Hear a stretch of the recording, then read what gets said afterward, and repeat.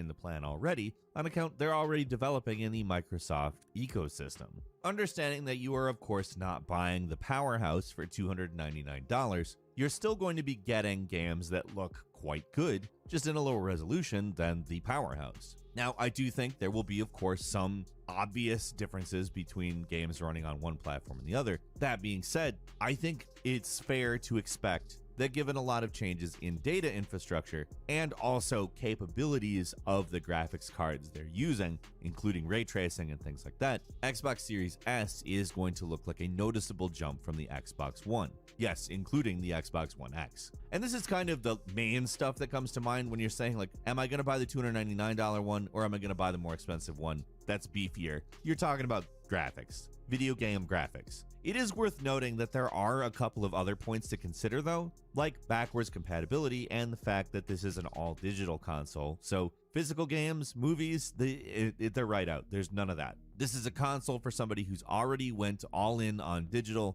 only uses Netflix, YouTube, Prime Video, etc. A person who only owns digital games, most likely has the Xbox Game Pass, which I think is probably the main reason for the existence of this console, to sell those Game Passes and get people onto the Xbox platform. As far as backwards compatibility, you will be able to play all the games playable on Xbox One, just as with the Series X, but without the improvements of the Series X. So you don't get the auto HDR, you don't get the texture patches, you don't get the 4K scaling. You'll be playing the Xbox One S version of all these games, and the only improvements you'll see are probably better and more stable frame rates and resolutions in games with dynamic resolutions that are dependent on resources. You might see unlocked frame rates on games that don't reach their target frame rates, and this stuff is specifically because of the Series S's horsepower/data infrastructure and not because of patches and improvements. The reasoning behind that is that the Series S is the successor to the One S, not the One X, so that's more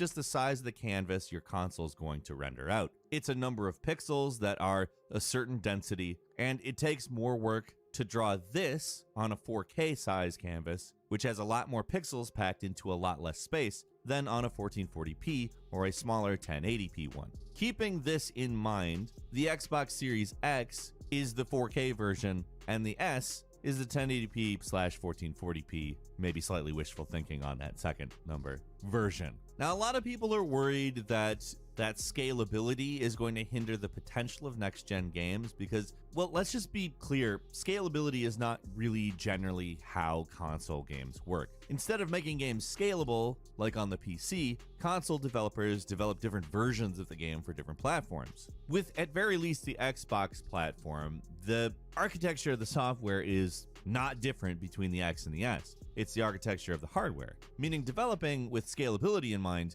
will probably become the norm. Also, Microsoft is providing very friendly tools to make it seamless and painless. I have a lot of hopes it may also push console developers to release their games on PC, if that wasn't in the plan already, on account they're already developing in the Microsoft